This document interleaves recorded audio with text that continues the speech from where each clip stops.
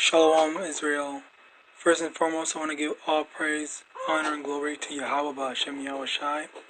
And today, I'm going to be talking about the deeper reason why Israel is put through the fire. The Most High has given us all these laws to follow without giving us a reason why we have to or why we shouldn't be doing certain things. But that doesn't mean that it's just because or there's no reason or just because He wants us to. Sometimes we're able to find out the reason. Today in this video, I'm going to be showing you some of the reasons and edify, maybe solidify Israelites' faith in the Most High. So let's start with our food laws. Why are certain foods unclean to us and prohibited? The Bible tells us in Leviticus chapter 11, verse 7, "And the swine, though he divided the hoof, and be cloven-footed, yet he cheweth not the cud, he is unclean to you." The reason why the pig is unclean to us is because the pig doesn't have a proper digestive system, meaning in this particular instance, the pig itself doesn't have a digestive structure that is capable of digesting high fiber feeds like hay and crustacean. And for fishes that don't have fins and scales, let's go to Leviticus chapter 11, go down to verse 12.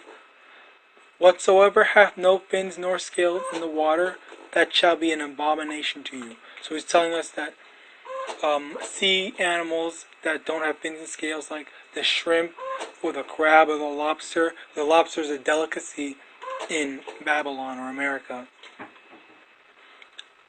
because these crustaceans, they don't have scales.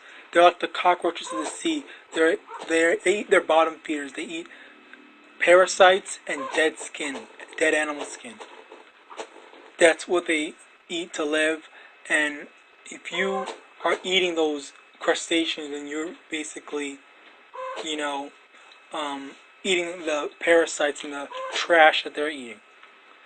So we see that it was not explained why not to eat fish that don't have, sea animals that don't have fins and scales, or it doesn't say that the pig doesn't have a proper digestive system.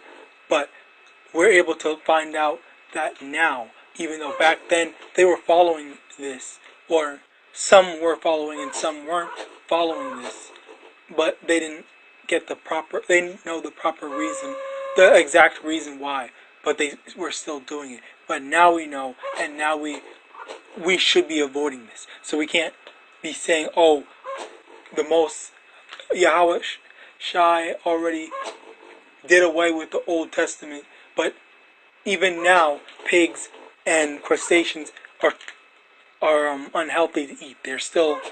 They live unhealthy lives, so of course we can't be eating some animal that's unhealthy itself.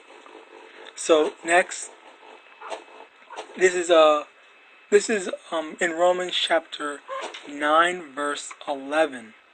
It says, "For the children being not yet born, neither having done any good nor evil, that the purpose of Yahweh according to election might stand, not of works, but of him that calleth." So right here it's saying that the children that's not even born yet, the Most High is already choosing the fate for these two children that's about to talk about, not because of what they did, but just because that's what He elected them to be. Verse 12, "It was said unto her, the elder shall serve the younger, as it is written, Jacob have I loved, but Esau have I hated. What shall we say then? Is there unrighteousness with Yahweh? Yahweh forbid." So basically it's saying that the Most High hates Esau and loves Jacob. So, of course, it's not telling us what the reason is. And even now we still don't know what the reason is. But who are we to... But in verse 12, who are we to say, is there unrighteousness with the Most High? No, of course there's not. He's the one who makes everything. He's the one who makes everything, everyone. So he's the one who gets to choose if he hates something that he created, or if he loves something that he created. And that's exactly what happened. So you can't be saying, oh, that's not fair, how can he create me, and whatever, all this freaking childish behaviors. Next, why not just make us good? So people would think, so if he created us and he's gonna put us through the ringer and put us through the fire and all that, why doesn't he just make us follow his laws? And well, it's a lot more complicated, and even I don't know the full reason. I don't think no one knows the full reason. Only the Most High knows the true reason. But what I believe, or what I can hypothesize, is that, or not hypothesize, but infer maybe, is maybe it's to, through experience, build us up, make us perfect, like make us into the ideal people that he wants us to be. Just like how when you raise a child, when you have a child that's you want to be a pro athlete or whatever, you take the time when they're young and you teach them, and then they will be at that, the pinnacle, hopefully the best of the best. That's probably what, all these, some of these other pro athletes, LeBron James, I don't know their history, but yeah, Michael Jordan and all that. So yeah, they went through the ringer. They had to take the strictness and the toughness and work hard to be where they're at. And another parallel is I play a lot of RPG games. Uh, I play some RPG games, so in this one game, um, you can, when you get to the max level 9,999, then you have like 500,000 stats. But if you reincarnate, you can make your stats go higher. So first time getting to 9,000, the max level. I'm not gonna say that over and over again. First time getting to the max level, you're at 500,000 stats. And the second time you reincarnate, the second time you get to the max level, you're at 60,000. And then you keep on reincarnating until you get to the millions. And I'm going to show you on screen all that. Not the long process, but there's a short little snippet of it, and it's showing an example. And when you reincarnate,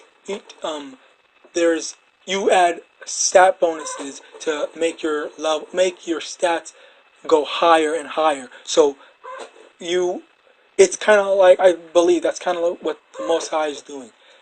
All the way back then, our ancestors were a bunch of screw-ups. They were foolish. They didn't follow after the Most High's word, law, statutes, and commandments. So now he made his people back then have children so that we can reincarnate and max out our stats to take terms from the game that I was talking about. So we have a better growth rate now than we did back then, making us more susceptible to be perfect, better and perfect. Because back then, even in story of Joseph's brother, they sold him into slavery. Well, not I think Slakia. I will correct myself, but he was tossed into a well, and then they felt guilty, and they went. Well, I think it was Judah that felt guilty and went to go get him, but they saw that it was gone, so they just said like, okay, well, whatever. But the fact that they would do that, that's so horrid that even me, who I have a brother, I have two brothers, and I would never, ever imagine doing that. And I know for a fact they would never imagine doing that to me. And that's the kind of, better growth rate, better morality that we have now than back then. Because we would never think to do that now than back then. So next, now I'm on the main verse that that actually inspired me to do this video. What's coming for the 1/3? The 1/3 and what's coming for the 2/3. Zechariah chapter 13, verse 8. And it shall come to pass that in all the land, saith the Lord, 2 parts therein shall be cut off and die, but the third shall be left therein. So 2/3, 2 parts, or 2/3 are going to be cut off from Israel, and they will be killed. They will die. And then the 1/3, they're going to be left in Israel to preserve and keep all the laws, statutes, and commandments. Verse 9. And I will bring the 3rd part through the fire. So we're going to be, the 1/3 is going to be put through the trials and tribulations. That's the fire. And will refine them as silver is refined. He's going to refine us, meaning remove all the impurities from us, take all these bad habits, all these disobedience from us, and will try them as gold is tried. So, like gold testing, test our quality, make sure that we are the people that the Most High wanted us to be. They shall call on my name, and I will hear them. We're going to call on the Most High because we now know the Most High's name. If you're in this truth now, I will say, it is my people, and they shall say, the Lord is my power. So in conclusion, sometimes we'll be able to find out the reasons of the things that the Most High wants us to and not to do, and sometimes we won't. So this is just to say that, this video is just to show that there are reasons why the Most High says and tells us to do what we have to do. But don't think that you have to know the reason to do certain things. Just like your parents, they don't always tell you not to do something. Oh, don't go to the club, don't go to this club, don't go to this whatever. But they know the reasons. Maybe they're not telling you, but it's not for you to just assume that there's no reason just because they don't tell you. So just the same with the Most High. He may not tell us, but it's not for us to know if he doesn't want us to know. So I hope this was edifying. Hope this solidified, maybe strengthened your faith in the Most High, and even when he chooses to not tell us something, and all the water to all the brothers preaching this truth out in the streets, and all praises to the Most High Yahweh Hashem Yahushai.